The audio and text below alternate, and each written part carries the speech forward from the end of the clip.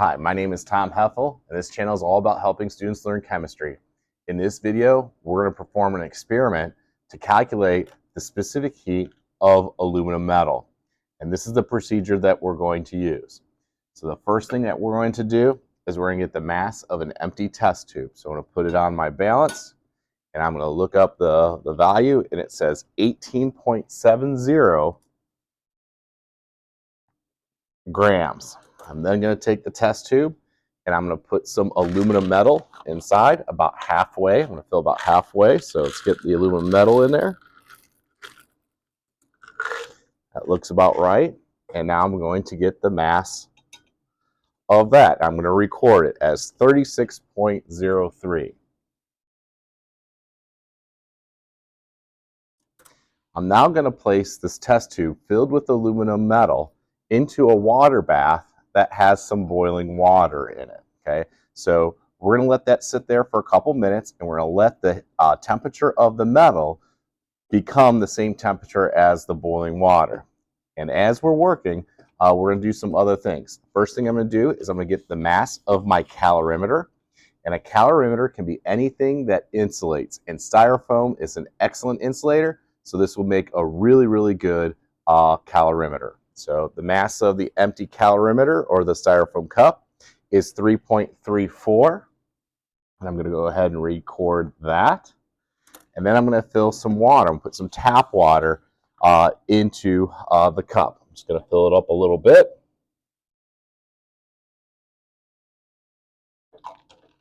There we go. That seems to be good. And I'm going to put this back onto the scale and get the mass of the calorimeter with some water in it. Okay, and the mass comes out to be 88.45. So I'm going to write that down. 88 point, actually says 46 now, so 0.46.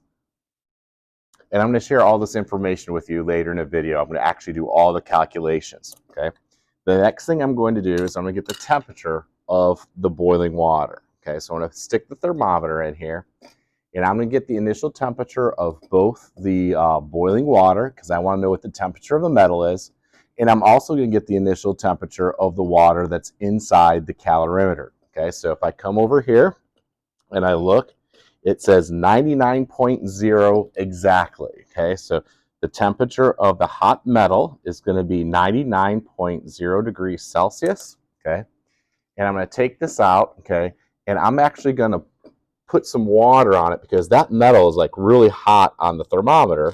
So I'm just going to cool it off by using some of the water from our tap water, so that when I stick it in here, it's not going to affect the temperature. Okay, now I do have a hole on the top of my calorimeter, so I'm going to stick it in there, and I'm going to record the temperature of the water inside the calorimeter, and the temperature inside the calorimeter is 21.7. So I'm going to write that down at this point.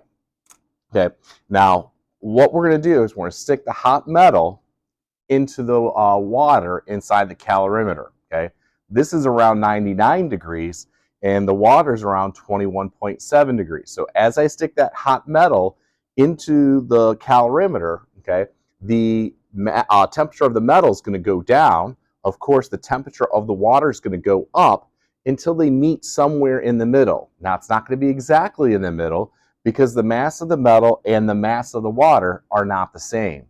In addition, the specific heat of the metal is different than the specific heat of water.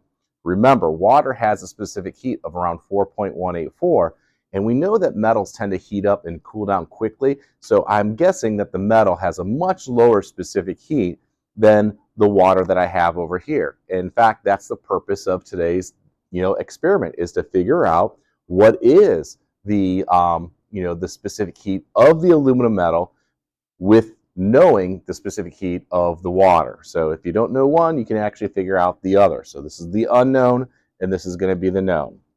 So what I'm going to do is I'm going to transfer this over very quickly, and that's one of the things that we can do to make sure that we reduce the error as much as possible. So I'm going to grab this with a clamp. I'm going to knock it off to the side just to make sure I have that metal nice and loose, and I'm going to try to exchange this very, very quickly. Okay, so here we go. Let's see if we can do this. 1, 2, 3.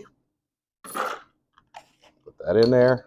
Okay, and what we're going to do is we're going to look at how much the temperature of the solution, or not the solution, but the water is going to increase. So I'm just going to kind of mix everything here for a few minutes. Okay, and the temperature has gone up.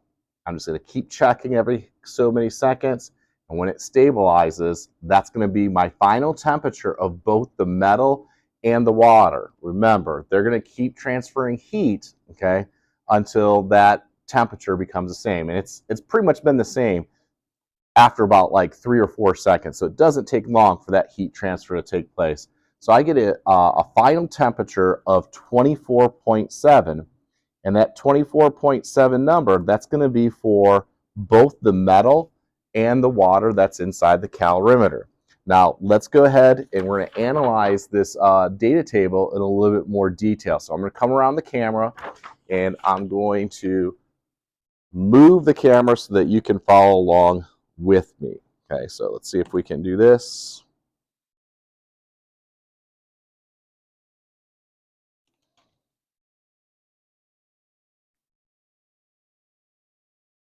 All right, that should be pretty good.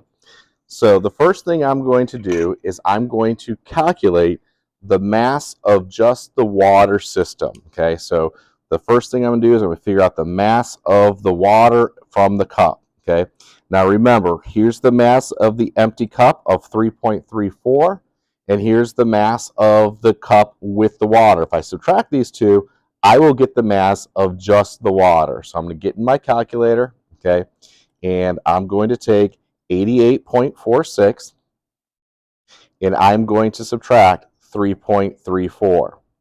And when I do that, I get the mass of just the water to be 85.12. I'm going to do the same thing for the metal system, okay? So remember, for the metal system, I'm going to take the mass of the empty test tube and then the test tube with the metal in it. So 36.03 minus 18.70. 36.03 minus, let's try that again. 36.03 minus 18.70. And we get the mass of the metal to be 17.33. All right, the next thing I'm going to do is I'm going to do change in temperatures. What's the change in temperature of the water system? The water started at 21.7 and it ended at 24.7. So that's pretty easy. 24.7 minus 21.7. I feel kind of silly using a calculator even to do that. We know that that's going to come out to a 3-degree change for the water system. Now, the metal system changed a lot more. Remember, it was in the boiling water. It started at 99, okay, and ended at 24.7. Now, remember, whenever we do change in temperature, it is always the final minus the initial. So I'm going to take 24.7 and I'm going to subtract 99, final minus initial. And when I enter that, the change in temperature is negative 74.3. This negative exists because the temperature of the metal was going down. Okay, remember, it started out very high and it went down, where the water went up. So the water is going to be a positive number, but the metal is going to be a negative number. Now, we do know that the specific heat of water is 4.184. That's a number that we memorize. Basically, we memorize a lot of things about water.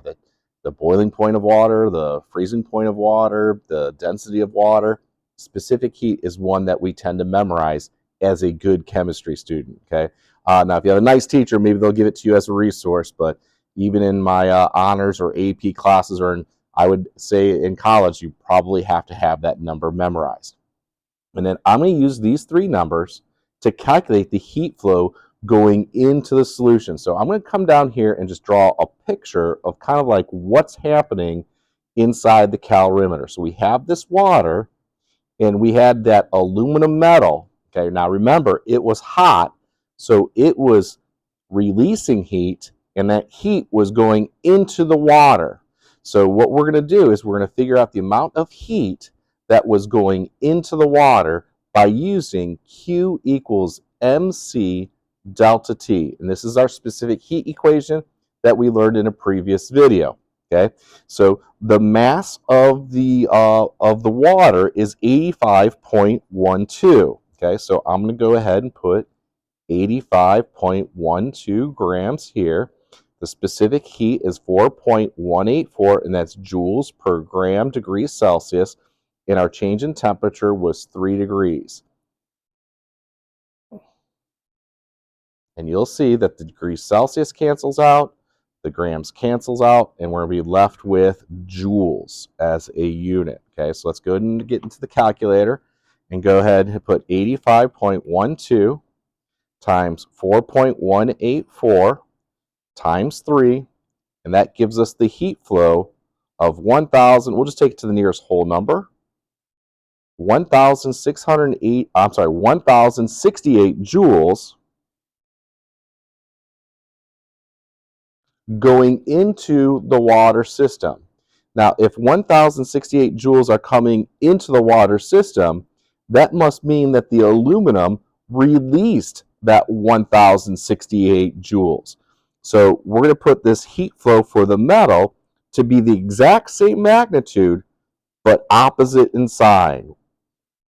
And the reason why it's opposite in sign is because the metal is releasing the energy, and if something's exiting the system, we give it a negative number. If something's going into the system, we give it a positive number. So the heat was going into the system for the water, and that's why it's positive, but it was exiting the system for the metal system, and that's why that's a negative. Well, as you can see, we have 3 of the 4 variables.